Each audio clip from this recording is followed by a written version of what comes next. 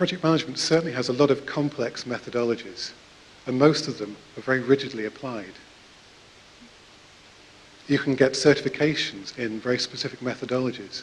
There are organizations around who will spend enormous amounts of effort and time developing these bodies of knowledge to tell you how to run a project.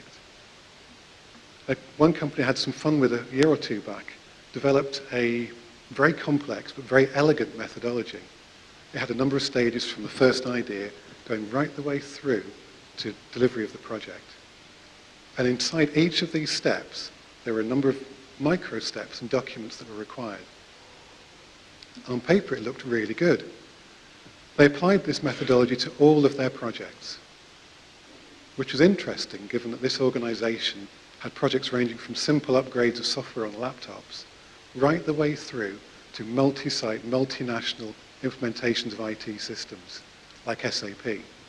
And they tried to apply the same methodology to all of those different scales of projects.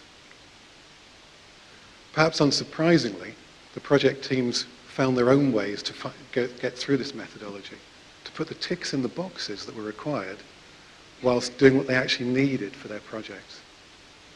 Eventually, the organization woke up to this and thought, we probably could use this ourselves.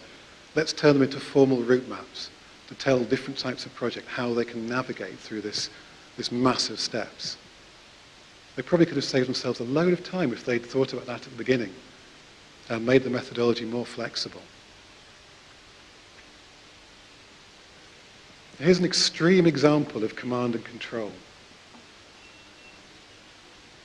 Picture yourself as a project manager. Imagine what it feels like when you go in front of an inquisition board for your monthly project review. When you come into the room at your allotted time, the head of the organization is sat in the middle of this big long table. You've got their leadership team either side of them, all watching what you're about to tell them. And as a project manager, you're going in there to present where your project's at and to justify why you've got all the problems you have. And they typically get beaten up if you have got problems, which most projects did have. So there's a really heavy focus in this place on these Gantt charts and the milestones that were in them. A friend of mine was working in that situation, and one day it occurred to him that actually there's a way he can reduce the pain he's feeling, because it was a really nasty experience every month. You get anxiety attacks sometimes beforehand. He realized that if you knew perhaps 2 months before a milestone was due that it was going to be late, you could move it further out to say 6 months from now. And when you came to the next project review, there was no pain. No one said, why have you moved the milestone? And you could carry on doing that ad infinitum and feel no pain. And this worked for his project for a while. Things became a lot calmer, they felt more relaxed.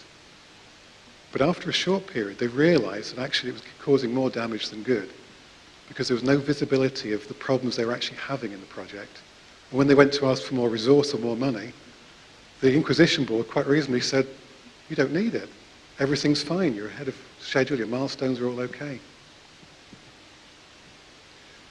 He did say that some of the project managers that he knew in that organization went to great lengths to avoid going to these meetings. Some would take holiday. Others would go on training courses when this meeting was due. Some would go and visit suppliers. Some even were off sick. That's how little they enjoyed these meetings. So what makes these experiences more and more common? A few years ago, Belbin described our work environment as having 3 phases to it. The first phase he described as the pre-industrial phase. And this could be probably a good example of crofting in the Scottish Highlands. According to the Bible story, Noah was given a very clear purpose for the project he undertook. It was very clearly described to him that in a set period of time, there's going to be a flood on the earth, and you need to be able to save yourselves, your family, and 2 of each animal from that. And he was given a very clear specification to build an ark so long, so big, to hold so many animals. Then we started to evolve and develop into the industrial stage as we started to build factories and our processes became more standardized. And the management of our projects changed too. It moved away from being about what we were doing to how we went about it and the processes we have in place.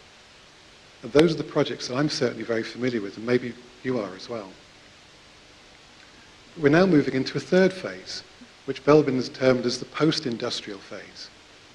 This is just typified by much more flexible, agile organizations, almost high-tech crofting or cottage industries.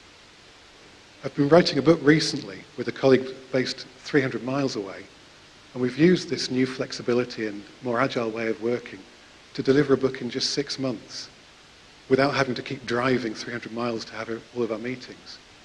We've done it in 6 months instead of the year or 2 years it would typically take. So we've got the methods, we've got processes that tell us how to do our projects. Yet 83% of our projects overrun dramatically.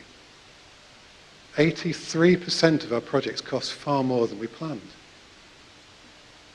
83% of our projects take longer than we wanted them to, and they deliver far, far less than we originally planned to.